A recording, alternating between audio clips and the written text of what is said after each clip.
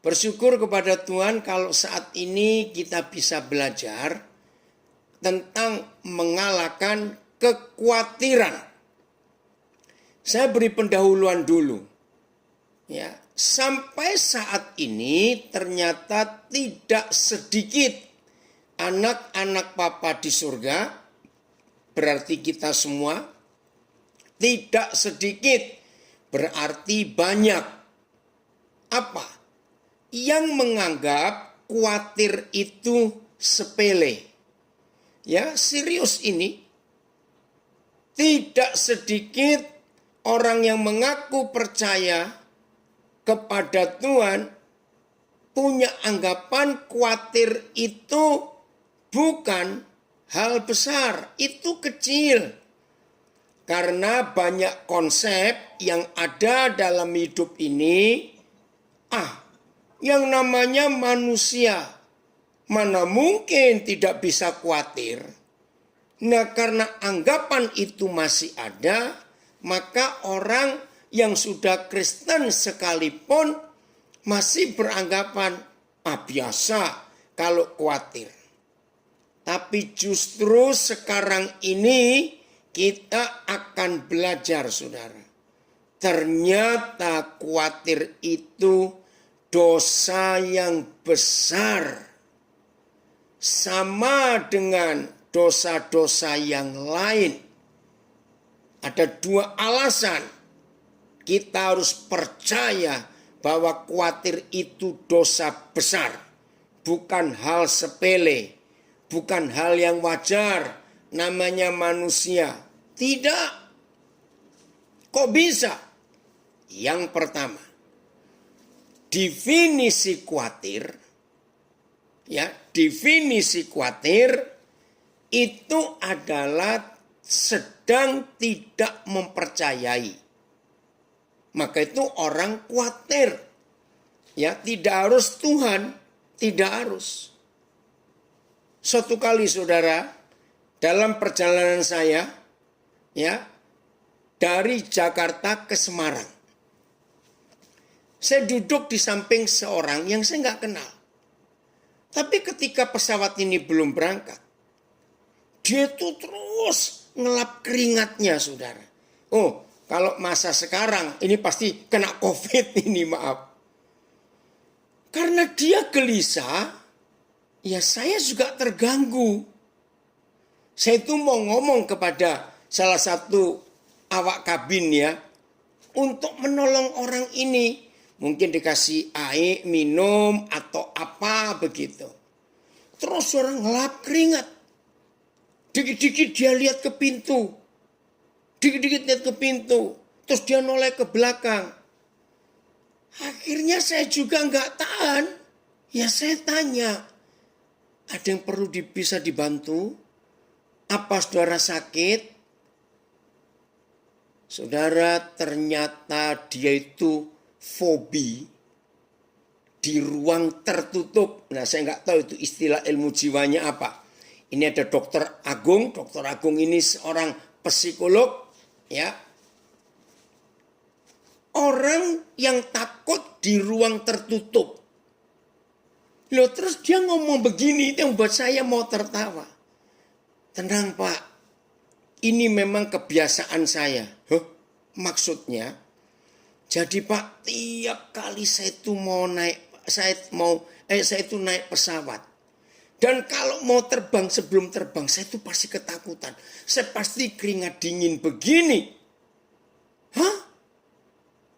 Sudah berapa tahun, Pak? Aduh, sudah belasan tahun. Nah, itu membuat saya lebih kaget lagi. Terus, gimana caranya tenang, Pak? Ya, tunggu kalau pesawatnya sudah terbang. Terus saya melihat lampu, lepaskan sabuk pengaman itu nyala. Apa itu? Sudah mati, saya baru tenang. Saudara perhatikan, yang jadi pertanyaan saya. Sudah sekian belas tahun dia ketakutan kalau di ruang tertutup. Sampai dia bilang dia tuh nggak berani naik lift. Lah terus saya tanya, lah kalau Bapak mau pergi ke gedung lantai sekian belas, terus bagaimana? Ya sudah dengan terpaksa sudah. Saya harus masuk dan saya pegangan di dalam itu. Terus saya tuh tanya begini loh. Maaf ya Pak, maaf ini. Saya juga mau belajar nih seperti Bapak. Kan sudah sekian belas tahun. Ini pertanyaannya konyol kepada dia. Dia tertawa. Maaf loh Pak, pertanyaan ini konyol. Ya. Jadi selama sekian belas tahun, tiap kali Bapak sudah masuk dalam pesawat, pasti ketakutan seperti ini. Apa Bapak ini pernah mengalami kecelakaan pesawat? Dia jawab yang membuat saya tertawa. Dia jawab begini, Pak, kalau itu terjadi, saya nggak ketemu Bapak hari ini. Betul juga kalau begitu. Ngerti nggak maksud? Ya sudah Pak.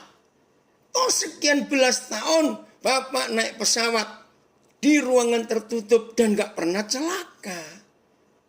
Kenapa masih takut? Jawabannya, ya bisa saja toh. Pesawat yang kali ini saya naiki, saya khawatir terus pesawat ini jatuh. Ya udah, akhirnya pembicaraan saya stop. Kalau saya perpanjang, yang aneh jadinya saya. Mungkin ya gak ada apa-apa. Saya cuma omong gini loh Pak. Toh buktinya nggak ada apa-apa. Ya itulah yang susah buat saya menghilangkan rasa khawatir ini. Saudara dengar.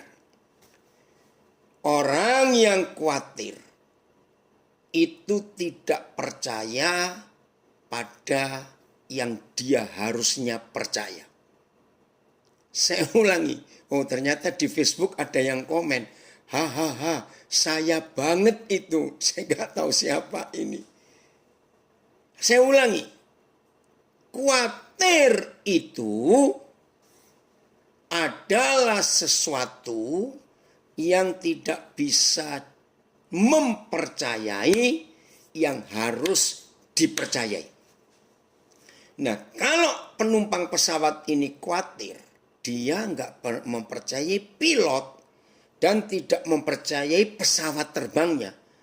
Satu, pilotnya itu pasti pinter. Dua, pesawat terbang ini pasti bagus, sudah dicek layak terbang atau tidak. Tapi dia nggak percaya, maka itu dia takut. Saudara, begitu pula kalau ada murid Tuhan Yesus yang mengaku anak Papa di surga, itu khawatir. Berarti orang itu tidak bisa mempercayai Papa. Nggak bisa percaya Tuhan. Betul tidak? Masih ingat? Ada berapa kali dalam 4 Injil Tuhan Yesus berkata, barang siapa tidak percaya, dia tidak memiliki hidup yang kekal. Barang siapa tidak percaya, dia sudah dihukum. Nah, ini buktinya. Berarti khawatir itu dosa besar. Karena tidak mempercayai Tuhan Yesus, tidak mempercayai Bapa di sorga. Itu sudah dihukum dan itu dosa. Yang kedua, semua perintah yang tidak boleh kita lakukan selalu dimulai dengan kata jangan, jangan, jangan. Betul? Jangan mencuri, jangan membunuh, dan jangan-jangan yang lain. Nah, khawatir juga kan dimulai dengan kata jangan khawatir. Inilah alasan yang kedua, bahwa khawatir itu bukan barang kecil, khawatir itu bukan wajar, bukan buat orang yang percaya dan anak-anak Bapa di surga. Saya ulangi, khawatir itu dosa besar. Sama dengan dosa-dosa yang lain. Saudara, ini yang kita harus ketahui. Oh sebentar, saya sapa ini anak saya. Musri, sudah lama ini Papa nggak dengar kabarmu. Masih di Karangasem, saudara, saya saksi sedikitnya. Ini anak saya Musri Masalilo, dia itu asli orang Ternate. Suatu hari dalam perjalanan, saya lupa tahun berapa, ini kesaksian hebat. Dia harus menuju ke suatu tempat, ke Singaraja kalau saya nggak salah. Dan dari Denpasar naik bis. Tiba-tiba Roh Kudus paksa dia turun di Karangasem. Ada apa? Karangasem ke mana ya, Musri ya? Di Bali ini ya. Dia nggak ngerti. Nggak ada siapa-siapa di situ. Akhirnya dia taat pada suara Roh Kudus, dia turun. Nah, karena dia nggak kenal satupun orang di desa itu. Karangasem di Bali itu daerah kering, daerah gersang, saudara. Nah, betul. Paling khawatir itu dosa besar. Nah, karena dia bingung, seperti orang yang memang sedang bingung. Ternyata ada seorang pendana, ya, pimpinan agama Hindu. Dia curiga. Oh, Karangasem ya nak, puji Tuhan dia masih di Karangasem. Dengarkan baik-baik. Lalu orang ini, pimpinan agama Hindu ini nawari dia. Bapak mau kemana? Ya pokoknya ceritanya akhirnya disuruh nginep di rumah pendeta Hindu itu. Saudara, ternyata malam itu pimpinan ini mencoba dia dengan ilmunya. Waktu dia tidur di rumah pimpinan agama itu. Malam itu terjadi kegerakan rohani yang luar biasa.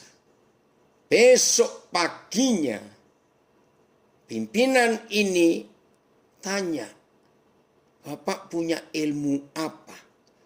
Tadi malam waktu saya coba, Bapak tidur.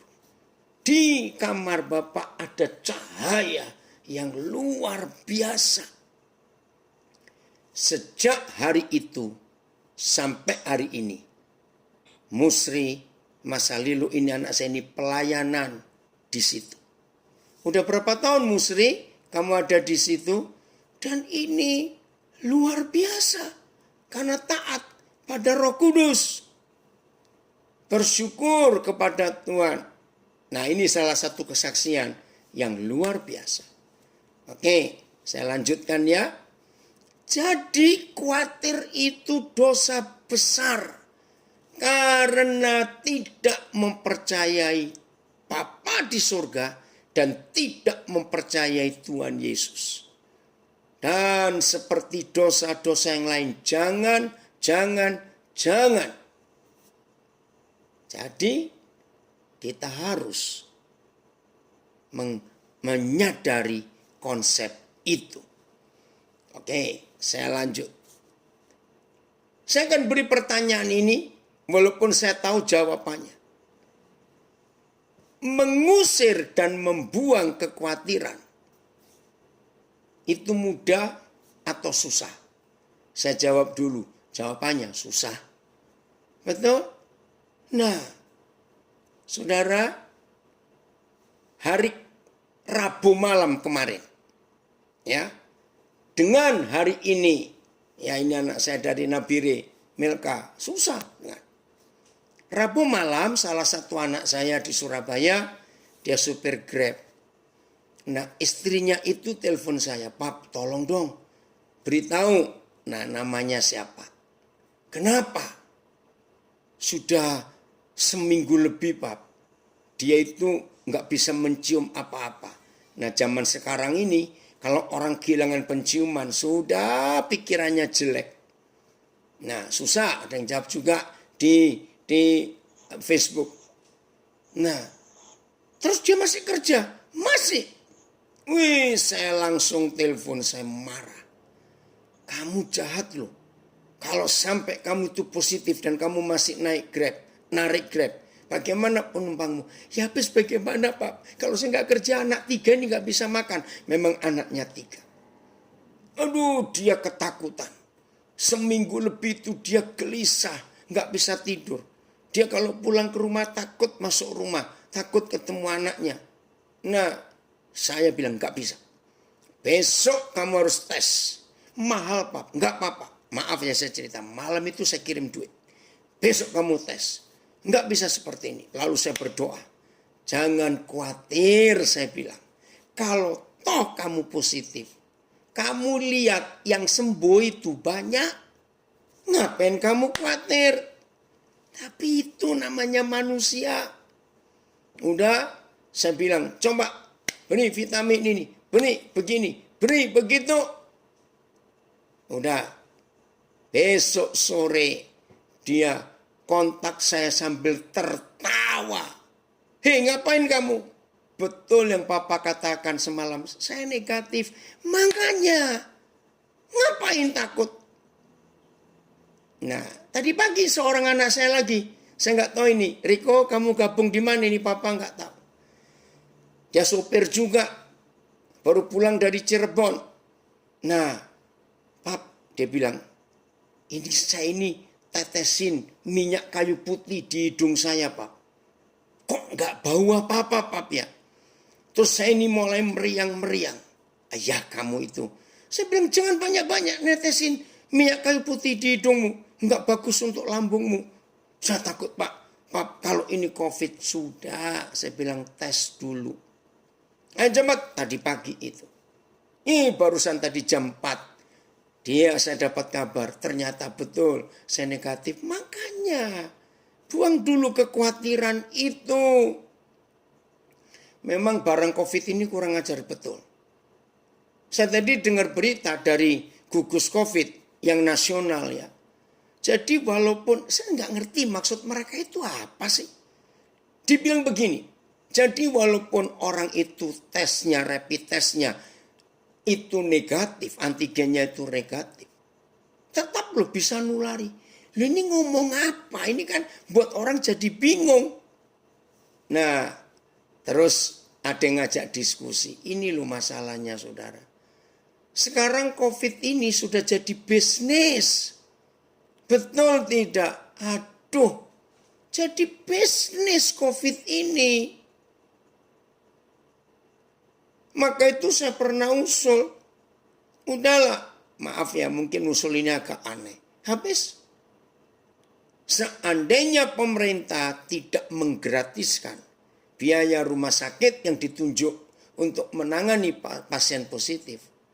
Mungkin gak banyak loh orang yang dirawat ya karena ya malah kadang-kadang juga dokter nakutin katanya. Maka itu ayo hari ini saudara belajar untuk menghilangkan, mengalahkan kekhawatiran. Nah bagaimana cara menghilangkan, membuang kekhawatiran?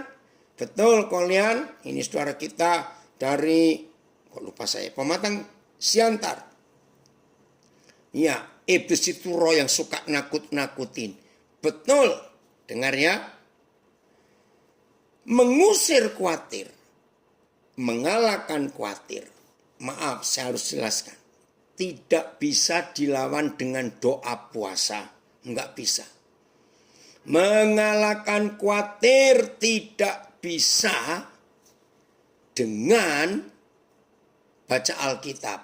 Tidak.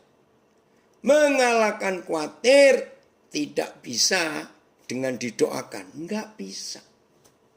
Mengalahkan khawatir itu cuma satu. Jadilah seperti anak-anak.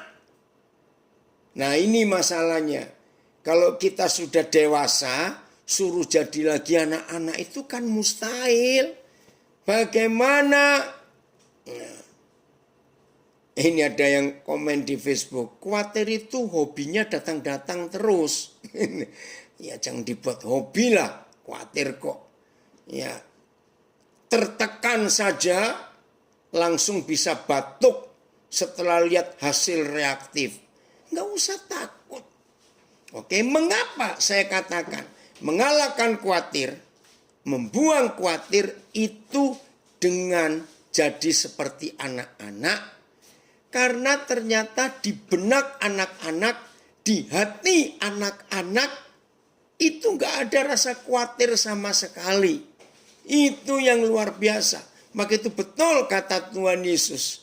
Belajarlah seperti anak-anak, maka kamu akan mewarisi kerajaan surga. Dan itu betul. Nah, ini ada yang ngomong lagi nih Facebook. Yo, ini aku banget. Pas materinya ini. Nah, jangan untuk khawatir. Ya, harus belajar seperti anak-anak. Saya beri contoh. Walaupun ada saudara yang belum punya anak, ya, karena belum menikah atau memang setelah menikah belum dapat anak. Perhatikan fakta ini. Kalau ada keluarga punya anak-anak di bawah 10 tahun ya. Kalau di atas yang belasan sudah beda. Ya, anak-anak di bawah 10 tahun. Nah, ini ada yang komen. Betul, jadilah seperti anak-anak. Nah, ada yang tanya, bagaimana jadi anak-anak Pak Pendeta kalau pikiran sudah dewasa? Nah, itu saya katakan, kan sulit. Nah, ini anak-anak itu. Suatu malam, ayah ibu dari 3 anak yang masih umurnya di bawah 10 tahun itu ngajak 3 anaknya berkata, anak-anak, sampai sekarang papa mama nggak punya uang. Jadi kita tidak tahu besok kita mau makan apa. Serius. Ini papa mama ngomong serius. Anak-anak dengar. Nggak ada uang. Besok nggak tahu mau makan apa. Saya tanya kepada saudara. Ya, kalau yang jawab salah, jawabannya salah, berarti saudara belum pernah punya anak. Begitu saja. Loh, kok sadis sekali begini. Ayo, apa reaksi 3 anak ini ketika tahu bahwa besok pagi nggak tahu mau makan apa karena malam ini sampai malam ini papa mama nggak punya makanan, nggak punya uang. Ayo, bagaimana? Ya, enak jadi anak-anak, tidak mikirkan kehidupan ini. Betul. Kenapa nggak mikirkan kehidupan? Betul. Ada yang jawab, nyantai aja. Ada yang jawab, tertawa. Ada yang jawab, gak peduli. Apalagi jawabannya. Mereka tidak pusing. Betul. Loh, kan mereka dengar. Gak punya uang, besok mau makan apa? Mengapa 3 anak itu? Nah, ini yang jawab. Di IG ada yang jawab, mereka bingung, salah. Ada yang jawab lagi, ya dak-dikduk. Pasti orang tuanya saja. Oh ya, anaknya mah santai. Betul. Anak-anak tidak khawatir. Ada yang jawab cuek. Ya, tidak mikirin. Santai saja. Cuek. Karena anak-anak percaya pada orang tuanya.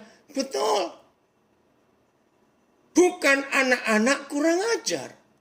Mereka santai, tertawa-tertawa. Lompat-lompat, lari-lari. Masih kejar-kejaran. Cuek. Mengapa? Karena anak-anak percaya papa mamanya itu pinter. Pasti besok bisa dapat uang. Betul, anak-anak tetap tidur nyenyak. Berdoa aja Pak, Ma. Enggak, anak-anak enggak akan bilang begitu.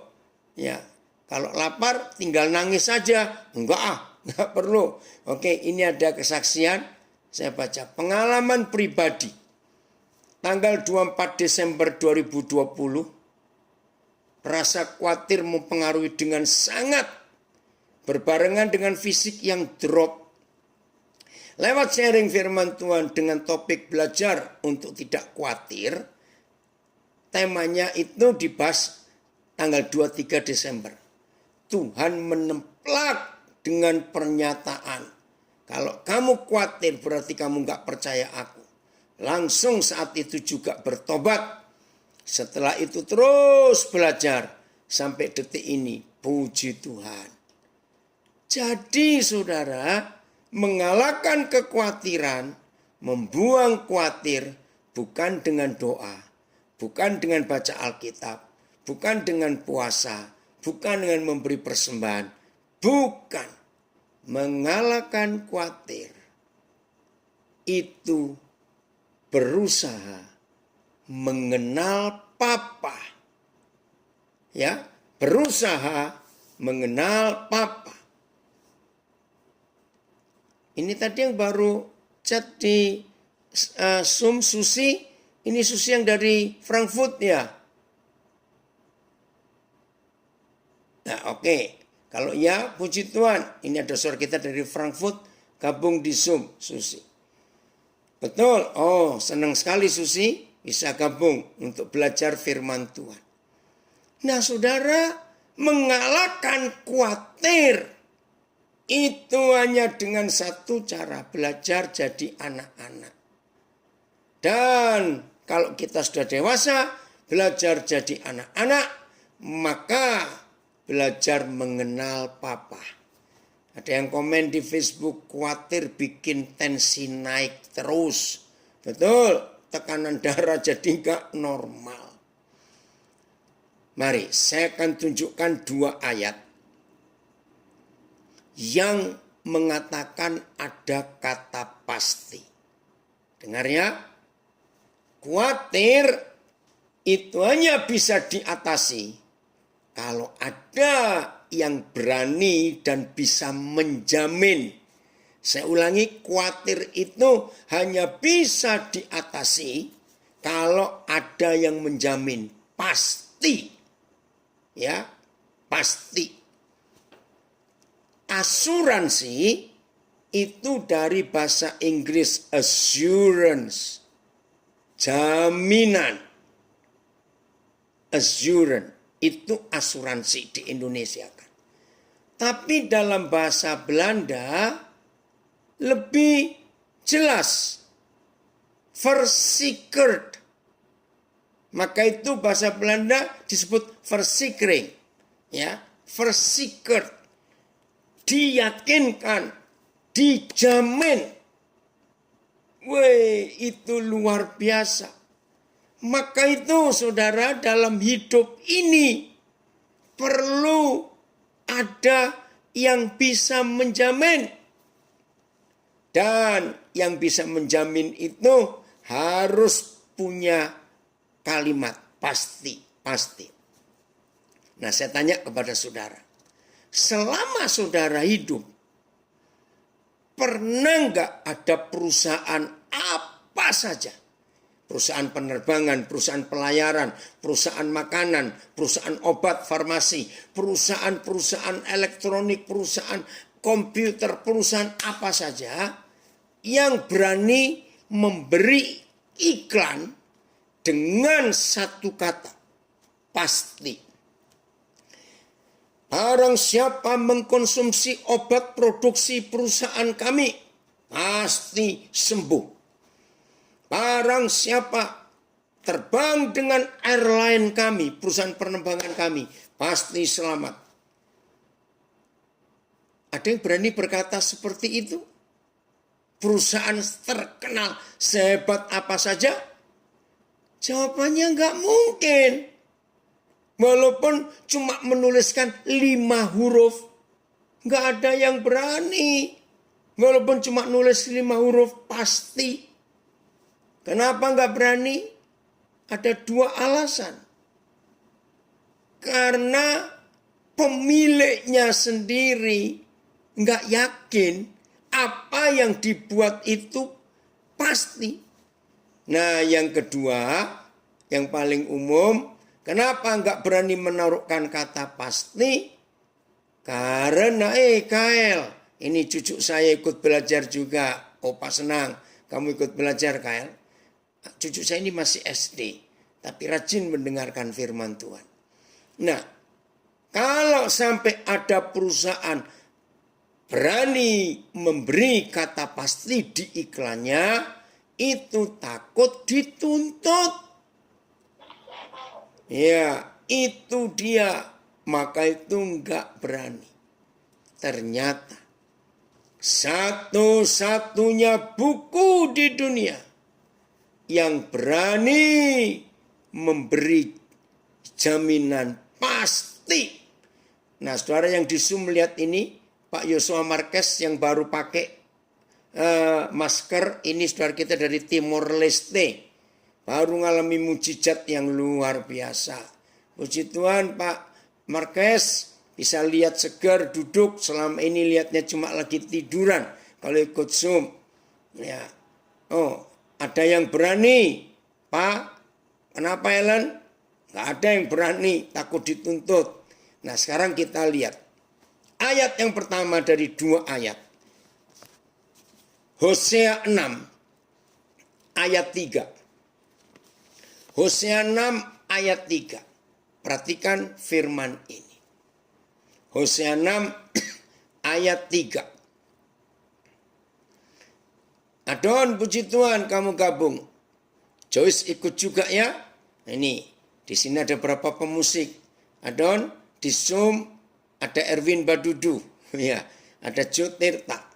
Nah, kalau generasi yang tahun 90-an awal sudah remaja, pasti ingat ada grup band itu apa itu Bass Jam.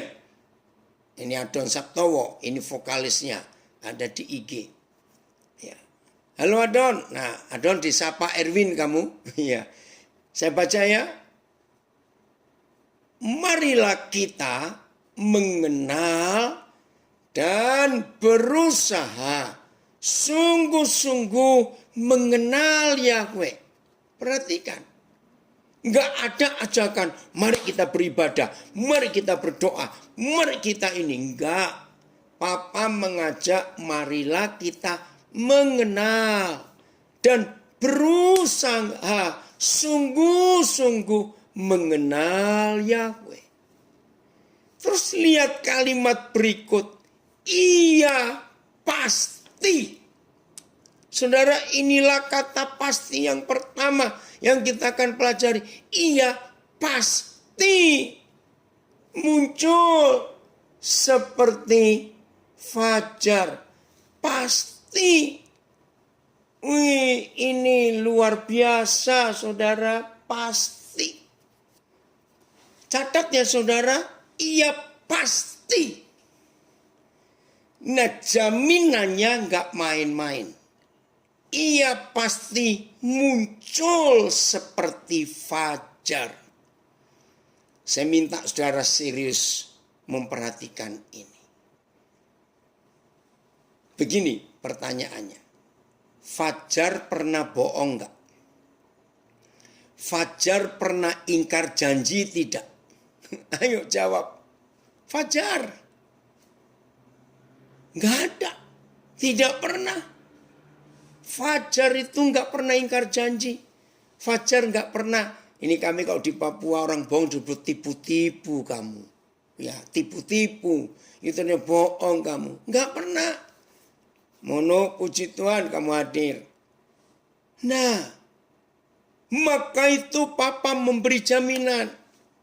Richtig Yudi, ini teman saya dari Jerman. Enggak pernah. Fajar selalu terbit tepat waktu. Maka itu kalau malam ini hujan deras, badai, halilintar, guntur, luar biasa. Enggak usah takut, tinggallah tidur. Besok sebelum kita bangun, fajar duluan bangun. Betul tidak saudara? Luar biasa. Maka itu kita enggak boleh takut. Teman saya Edison, gembala. Di BSD ya Ed, kamu gabung juga. Nah inilah Tuhan kita.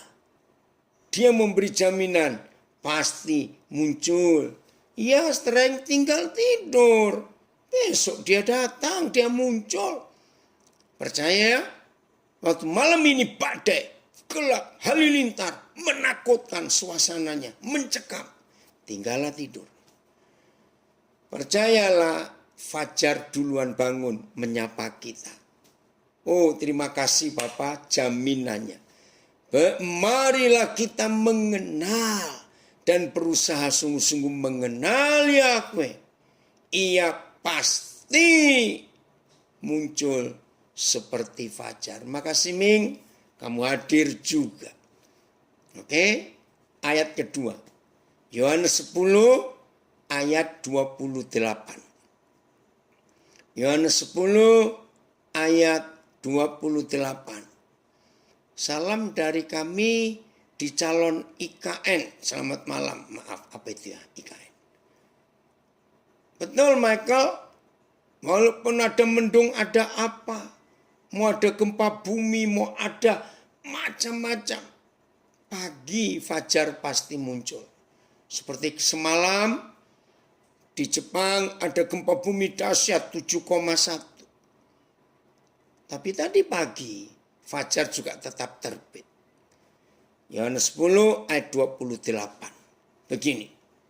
Dan aku memberikan hidup yang kekal kepada mereka. Oh, terima kasih Tuhan Yesus.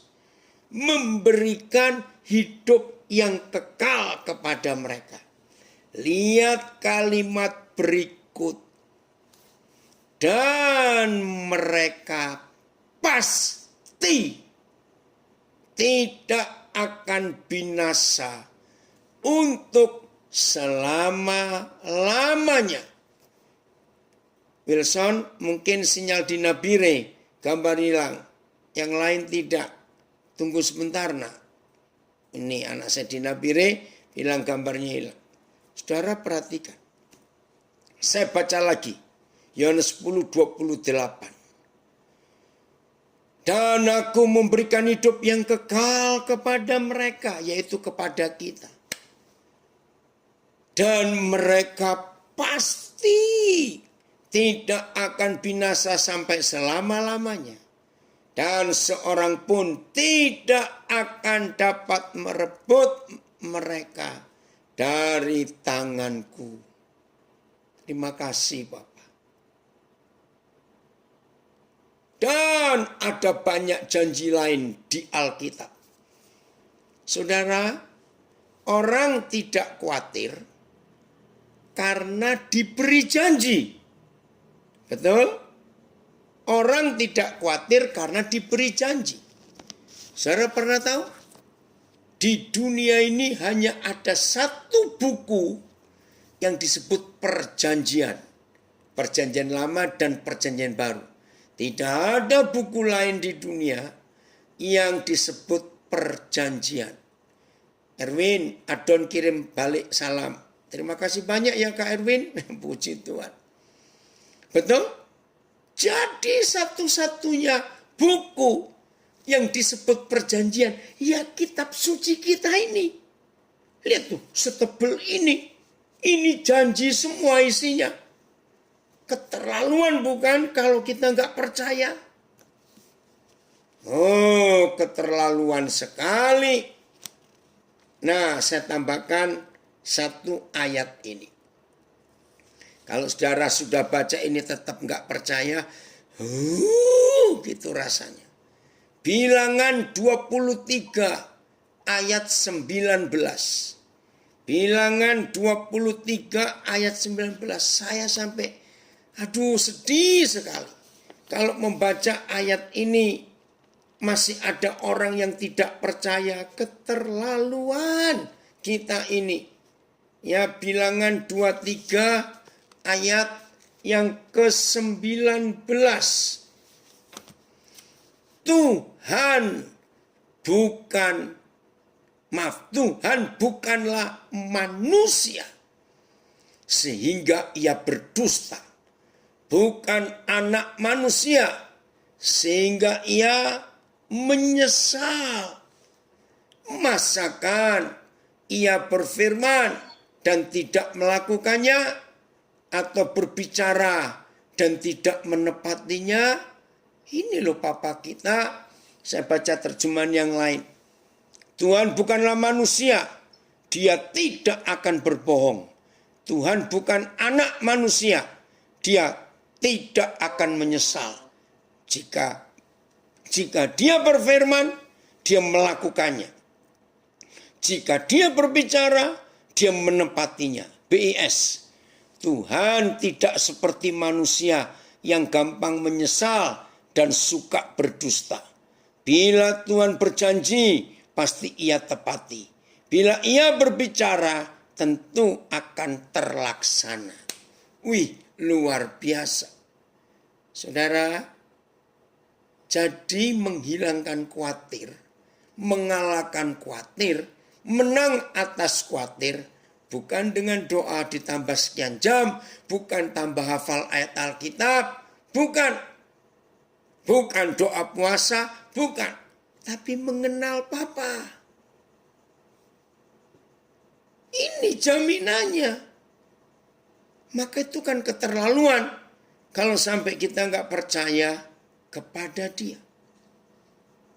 Ibrani 6, Tuhan tolong kami. Saya berdoa serius.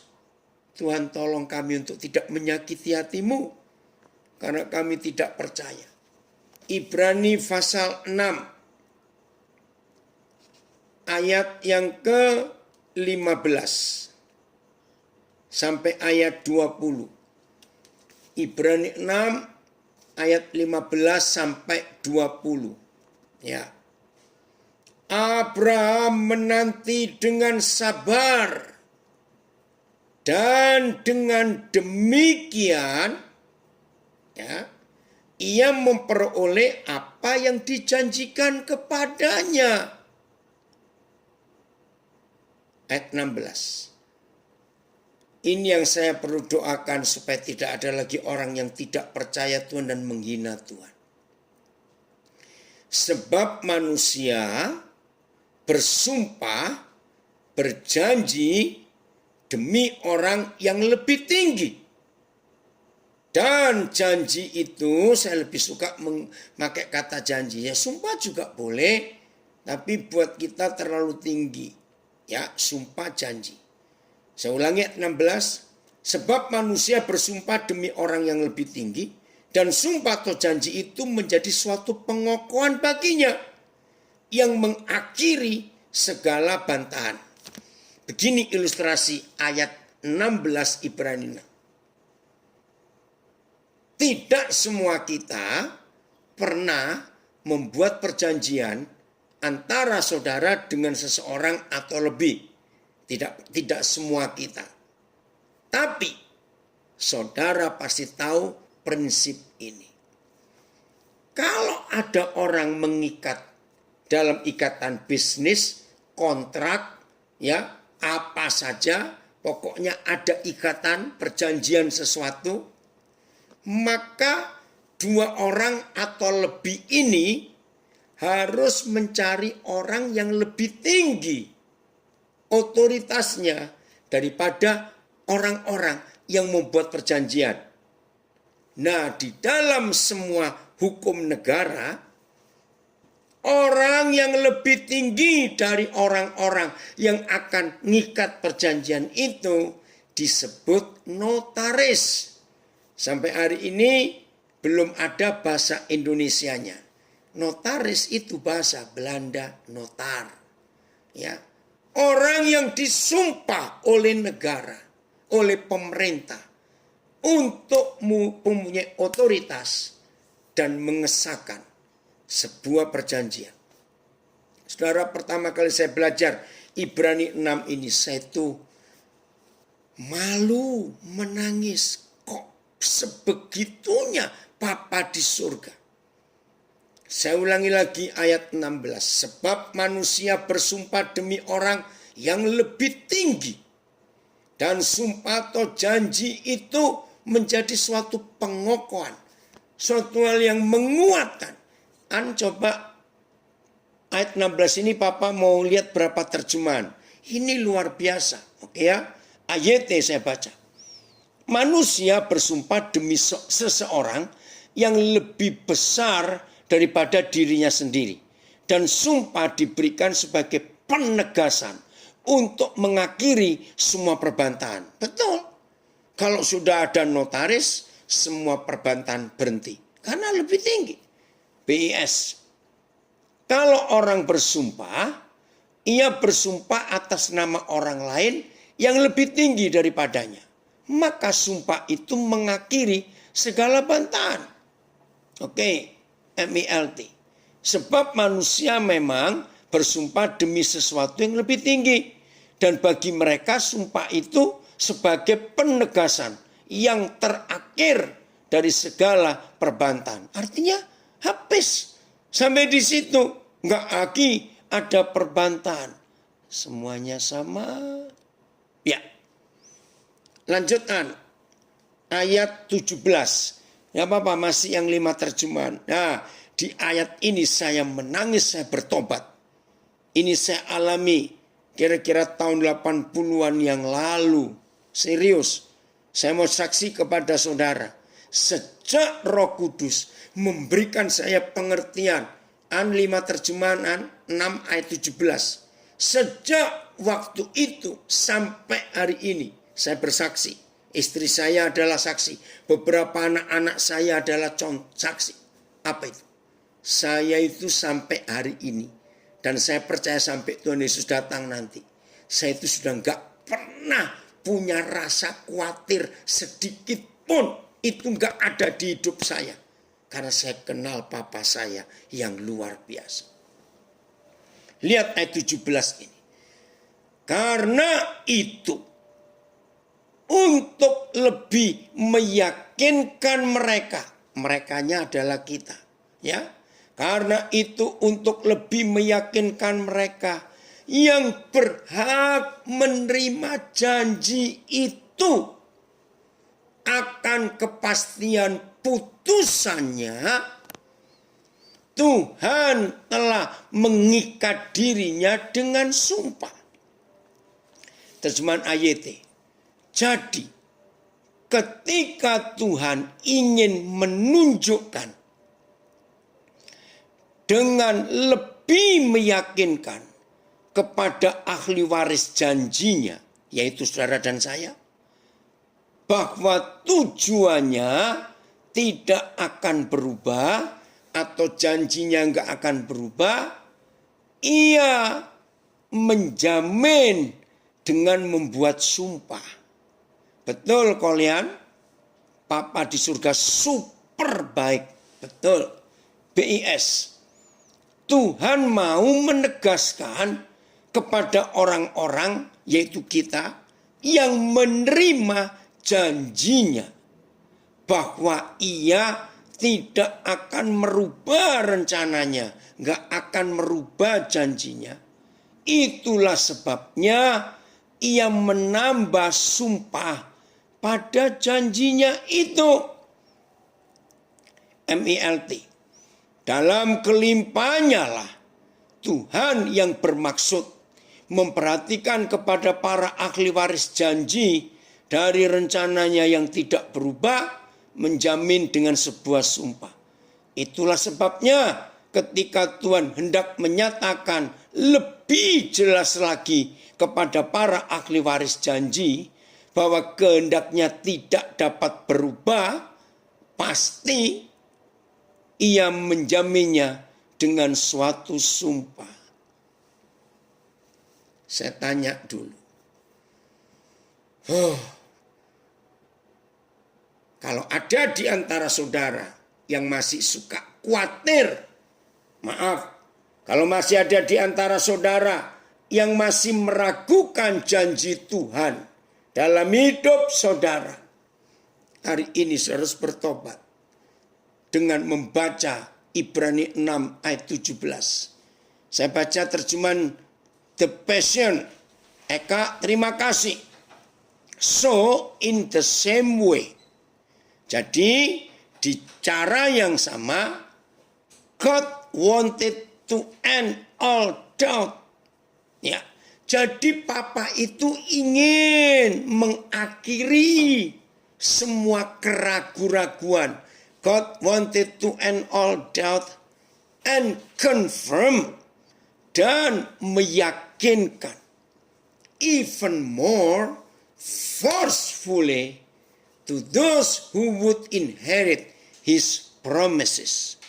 Ini luar biasa, untuk meyakinkan kepada saudara dan saya yang punya hak untuk merebut mendapatkan warisan perjanjian yang luar biasa. His purpose was unchangeable. bahwa tujuan janji itu enggak tergoyangkan, tidak pelin-pelan, tidak dibatalkan, tidak bisa. Wih saudara, terus kalimat ini, so God added his vow. Dia menampakkan kepada sumpah itu sebagai jaminan, sebagai janji. Wow, terima kasih. Betul, sahabat berkata ini, jangan pernah lupa sama pertolongan Papa di surga, di masa lampau, dia selalu tepat waktu. Amin. Nah, sebelum saya baca ayat 18, ini yang saya bertobat. Jadi, aduh ini luar biasa. Sebetulnya nggak perlu Papa kita itu menjamin janji yang dia berikan kepada kita, anak-anaknya ini, nggak perlu kita diyakinkan, anak-anak, Papa nggak bohong loh ya, Papa nggak bohong kepada kamu. Semua yang Papa janjikan itu betul. Kalian itu ahli waris Papa. Nggak perlu dia pakai sumpah. Nggak perlu. Sebab apa? Saya minta saudara jawab pertanyaan saya. Orang-orang manusia-manusia sebejat kita ini, layak nggak sih menjadi ahli waris kerajaan surga? Tolong jawab. Layak nggak kita ini menjadi ahli waris? Tidak sama sekali. Maka itu jangan sombong, jangan jahat. Kalau ada orang salah cepat ampuni. Nggak layak. Makasih Duki. Aduh. Nah itu buat saya nangis dan bertobat. Kita ini nggak layak untuk menerima janjinya. Karena kita ini bejat, kita ini bajingan. Maka itu jangan sombong. Sangat tidak layak. Betul. Sudah begitu. Gara-gara kita. Ya. Yang meragukan janji Papa kita. Gara-gara kekurangan ajaran kita ini. Dari gara-gara kendablekan kita. Ngapain dia harus ngikat janji untuk kita dengan sumpah? Tolong jawab pertanyaan saya. Kalau toh Tuhan tidak memberikan janji kepada kita. Dengar ya. Kalau toh Tuhan tidak memberikan janji kepada kita. Saya tidak berkata kalau Tuhan tidak menepati janji. Bukan. Beda. Kalau toh Tuhan tidak memberi janji apa-apa kepada kita. Dia tetap Tuhan tidak? Apakah ketuhanannya turun? Dia tetap Tuhan. Enggak merosot sama sekali. Maka itu saudara, ya dia tetap Tuhan. Tetap. Maka itu keterlaluan kita ini. Kalau sampai kita nggak mempercayai dia dan kita khawatir. Sehingga dia harus ngikat janji. Pakai sumpah. Bahwa janjinya itu nggak pelin-pelan. Nggak mencela-mencele. Maka itu tolong ya setelah kita belajar ini. Saudara renungkan lagi Ibrani 6 ini dahsyat. Ayat 18. Oke. Oh, sudah Anya ini ayat 18 Anya. Papa nggak lihat ini? Iya, ayat 18. Lihat ini. Ini luar biasa. Supaya oleh dua kenyataan yang tidak berubah-ubah. Tentang mana Tuhan tidak mungkin berdusta. Ini loh saudara. Yang buat saya ini sampai aduh Tuhan. Kita yang mencari perlindungan. beroleh dorongan yang kuat untuk menjangkau pengharapan yang terletak di depan kita. Ibrani 6 ayat 13. Ini loh saudara yang buat saya bertobat total. Dan sungguh gara-gara ayat 13 Ibrani 6 ini, sampai hari ini saya tidak pernah punya rasa khawatir dalam hidup ini. Mike coba lihat ayat 13-nya Mike. VMD ya, versi membaca dengan mudah. Sebab ketika Tuhan memberikan janjinya kepada Abraham, ia bersumpah demi dirinya sendiri. Karena tidak ada orang yang lebih tinggi daripadanya. Wih, ini gila saudara. Nah, tadi kan kita sudah baca mulai ayat 16. Bahwa kalau ada 2 orang atau lebih membuat suatu perjanjian, membuat ikatan hukum, maka harus cari orang yang lebih tinggi dari orang-orang itu. Dan itu namanya notaris. Nah, ayat 13 ini, karena nggak ada yang lebih tinggi dari Tuhan kita, dan supaya kita mantan bajingan dan penjahat ini tidak bisa menuntut dia yang berjanji, maka supaya janjinya itu kuat, bahwa kita punya hak untuk menerima janji itu, Tuhan cari notaris. Nah, karena nggak ada yang bisa jadi notarisnya Tuhan, karena dia paling tinggi di antara yang paling tinggi. Demi kekurangajaran saudara dan kekurangajaran saya, Tuhan mengikat dirinya dengan sumpah. Ya, karena nggak ada yang lebih tinggi lagi dari dia, dia bersumpah demi dirinya sendiri. Ini loh saudara yang luar biasa. Maka itu bertobat yang masih suka khawatir. Engkau menghina Tuhan habis-habisan. Jahat orang yang khawatir itu. Padahal papa kita sudah sehebat ini. Luar biasa saudara.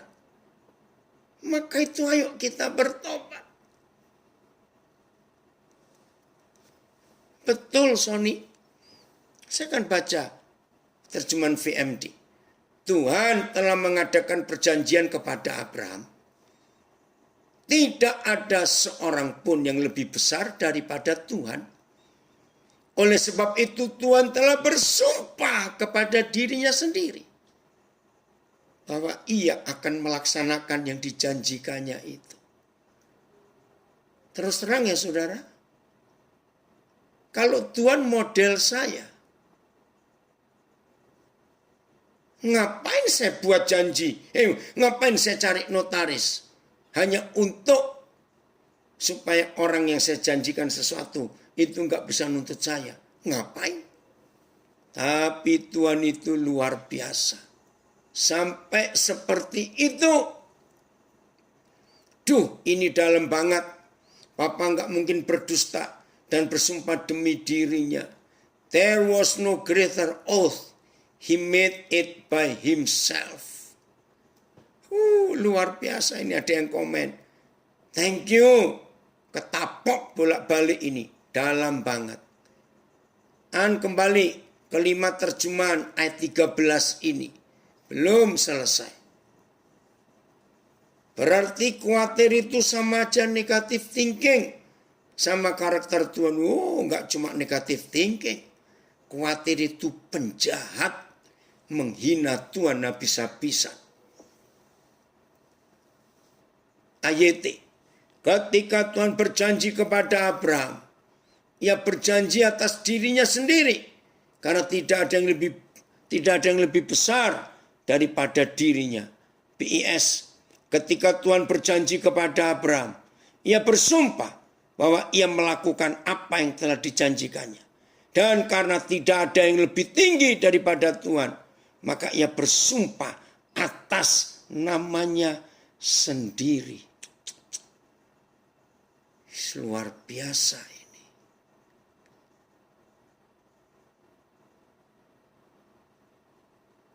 Saudara, ayo mulai hari ini kita masih nggak mau percaya kepada janji Bapa kita. Itu menyakiti dia, saudara.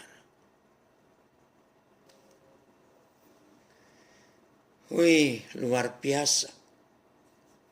Maka itu mulai hari ini jangan kita meragukan dia. Jangan. Bagian terakhir. Kembali sebentar ke Yohanes 10 ayat 28. Yohanes 10 ayat 28. Betul, Tuhan Yesus dahsyat luar biasa. Dan aku memberikan hidup yang kekal kepada mereka, kepada kita.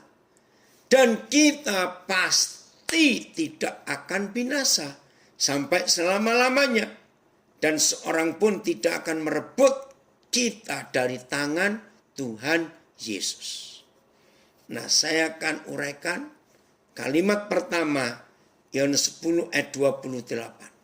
Aku memberikan hidup yang kekal. Apa sih hidup yang kekal itu? Bukan selama-lamanya, bukan. Olin, puji Tuhan. Susi ikut belajar ini, Olin. Ya, enggak tahu ini Albert ikut tidak. Mari kita buka ayat terakhir. Yohanes 17 ayat 3. Apa itu hidup yang kekal? Apa itu? Lihat.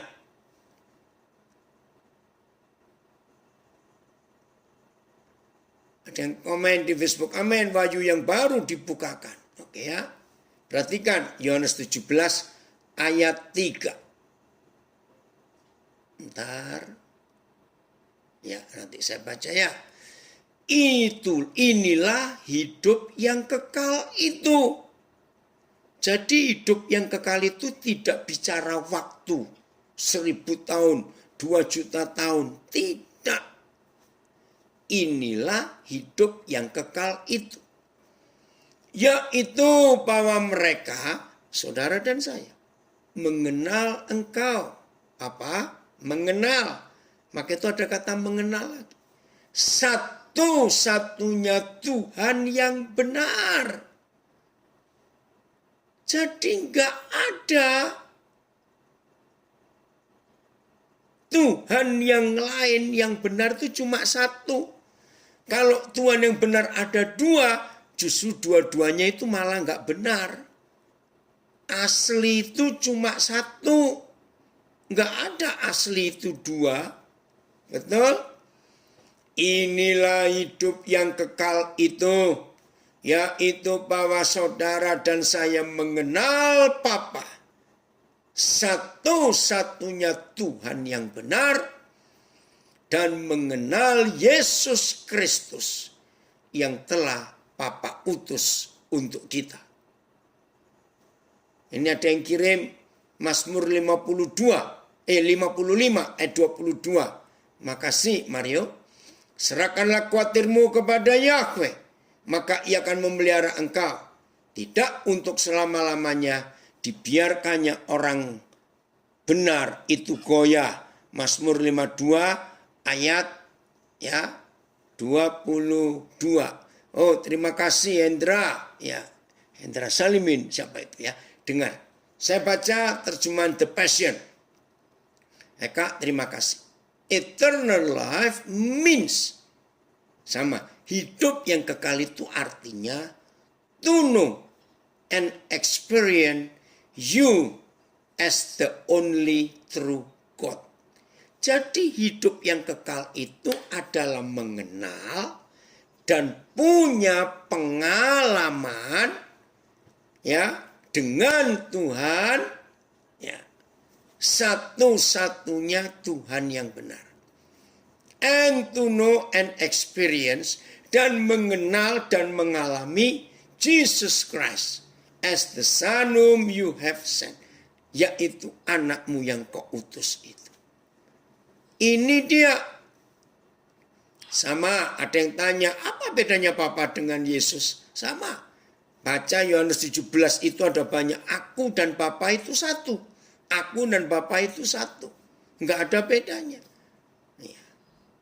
Tergantung kebutuhan kita kepada siapa. Kalau kita membutuhkan kasih sayang, maka Papa yang kita panggil. Kalau kita membutuhkan kuasa dan firman, Tuhan Yesus yang kita panggil.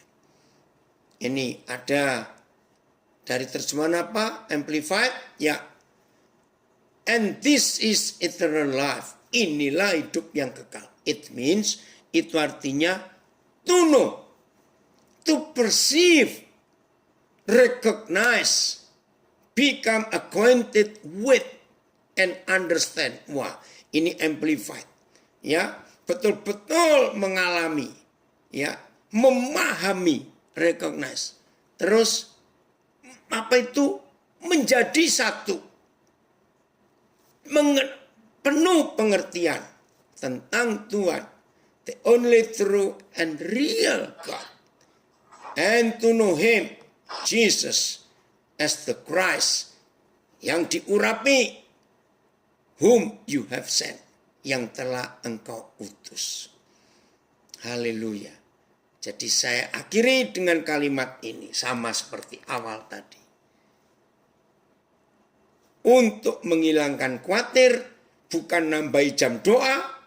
Untuk membuang khawatir, bukan dengan doa puasa. Untuk mengalahkan khawatir, bukan ditengking, didoakan. Tidak. Untuk mengalahkan khawatir, jadilah seperti anak. Mengenal Papa. Kalau anak itu mengenal Papa, maka kita nggak akan khawatir dalam hidup ini. Oh, itu luar biasa. Hebat ya? Maka itu ingat, khawatir itu dosa. Nggak usah khawatir.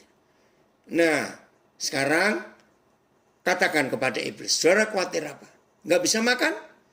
Jawab, setan, aku bersyukur lo nggak bisa makan, diet dan irit. Begitu caranya ngomong. Ya Olin ya, diet dan irit. Terus, kamu kok nggak bisa tidur berapa hari ini? Nanti mati loh kamu. Ngomong kepada setan, setan, nggak bisa tidur itu indah.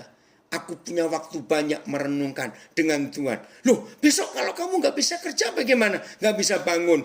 Ya, kalau dikeluarkan aku cari kerjaan lain. Jadi setan itu mengkhawatirkan apa? Lawan terus. Ayo, kamu nanti mati loh kamu. Mati itu indah setan. Langsung ketemu Tuhan. Jadi ini caranya mengalahkan khawatir dengan ngomong terus dengan firman. Ya, gimana nanti kalau kamu nggak bisa bayar kredit rumahmu disita? Nggak apa-apa, memang aku yang salah. Nggak bisa bayar kredit kok. Lalu nggak punya rumah gimana? Numpang aja. Aku punya banyak kenalan. Nah begitu saudara. Maka itu saya ngajari. Ya mau diikuti boleh nggak juga nggak apa-apa. Karena saya nggak bisa khawatir. Nah suatu hari pas nggak punya uang. Tapi lapar. Nggak usah berdoa. Nggak usah nangis-nangis. Ini saran saya. Datanglah ke rumah teman baik saudara jam makan. Tapi jangan tiap hari ya. Jangan tiap hari. Nah begitu sampai di rumah teman baik jam makan. Diajak makan. Ya puji Tuhan. Tapi kalau sudah sampai di rumah teman baik saudara jam makan. Kok nggak diajak makan? Saudara ngomong dalam hati. Senasib. Udah terus pulang. Jadi nggak usah takut apa-apa dalam hidup ini. Nah, orang yang khawatir itu takut rugi. Ya, saya pernah berapa kali ketinggalan pesawat. Ya, saya nggak panik. Ya, saya beli tiket lagi. Memang saya yang salah. Itu ya. Tuhan Yesus memberkati kita semuanya. Itu luar biasa. Yang takut dengan COVID, nggak usah takut. Sebab setelah kena COVID dan sembuh, maka ada istilah darahku obatmu. Nah, kan indah. Kita bisa jadi berkat. Mendonorkan plasma konvalesen itu. Semuanya bisa diatasi. Haleluya. Tuhan Yesus memberkati.